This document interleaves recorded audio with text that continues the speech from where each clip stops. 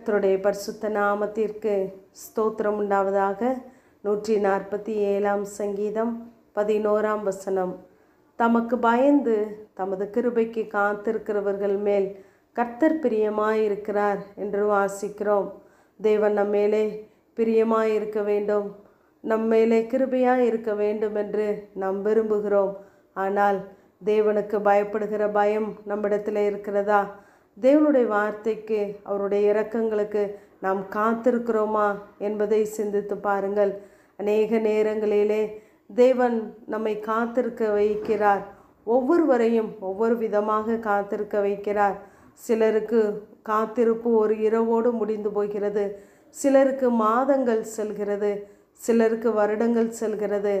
ஆனால் இப்படிப்பட்ட சூழ்நிலைகளின் மத்தியிலும் தேவன் நம்மை காத்திருக்க வைக்கிறார் என்றால் அதனுடைய முடிவு மிகவும் அற்புதமாகவே இருக்கும். நாம் காத்திருக்கிற சூழ்நிலைகளிலே தேவன் நம்மை அநேக காரியங்களிலே பழக்குவிக்கிறார்.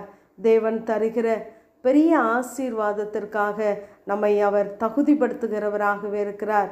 ஆகவே நாம் தேவனுக்கு காத்திருக்கும் போது பொறுமையோடு காத்திருக்கிறவர்களாக இருக்க வேண்டும்.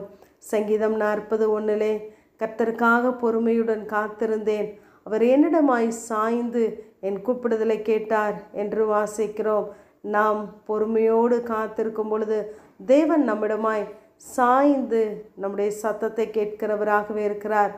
நாம் யாருடைய வார்த்தையை சாய்ந்து செவிமடுத்து கேட்போம் என்றால், நம்முடைய பிள்ளைகள் எத்தனை தரம் சொன்னாலும் நமக்கு புரியாத பட்சத்திலே நாம் சாய்ந்து அவர்களுடைய சத்தத்தை, அவர்களுடைய வார்த்தைகளை நாம் கேட்கிறோம். அதுபோல தேவனுக்கு நாம் பிள்ளைகளாக இருக்கிறோம். அவர் நம்முடைய தகப்பன். ஆகவே நம்முடைய வார்த்தைகளை நாம் என்ன சொல்லுகிறோம் என்பதை அவர் சாய்ந்து கேட்கிறவராகவே இருக்கிறார்.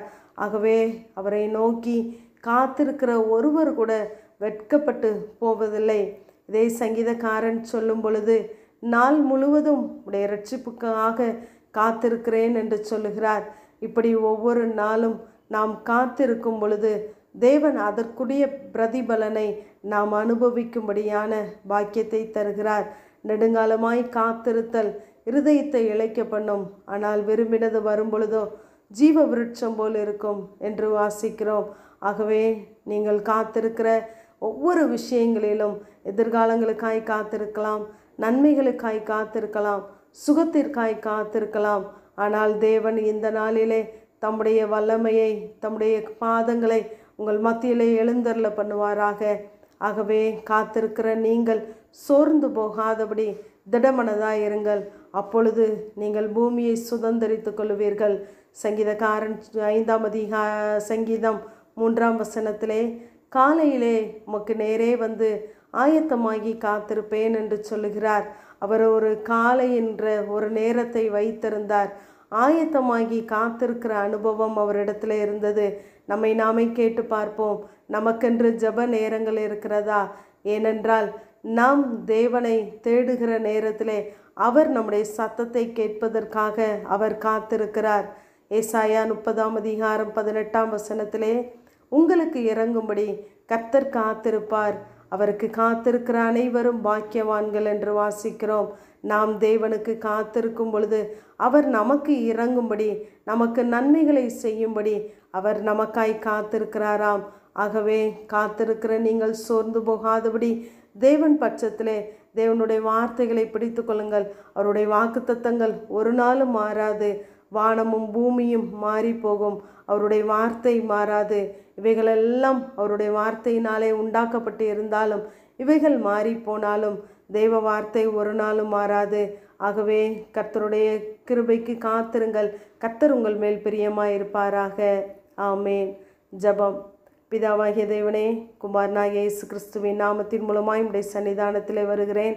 இரட்சிப்பின் தேவனுக்கு காத்திருப்பேன், என் தேவன் என்னை கேட்டருளுவார் என்ற வேத வார்த்தையின்படி இப்பொழுதும் ஆண்டவரே உம்முடைய இரட்சிப்புக்காய், பாதுகாப்பிற்காய், சுகத்திற்காய், எதிர்காலத்திற்காய் காத்திருக்கிற ஒவ்வொரு பிள்ளைகளையும் நீர் கேட்டு அவர்களுக்கு பதில் செய்யும்படியாய் ஜெபிக்கிறேன். கர்த்தாவே, உம்முடைய தேடுகிற ஒவ்வொரு பிள்ளைகளுடைய வாழ்க்கையில கையளவு மேகங்கள் எழும்பட்டும்.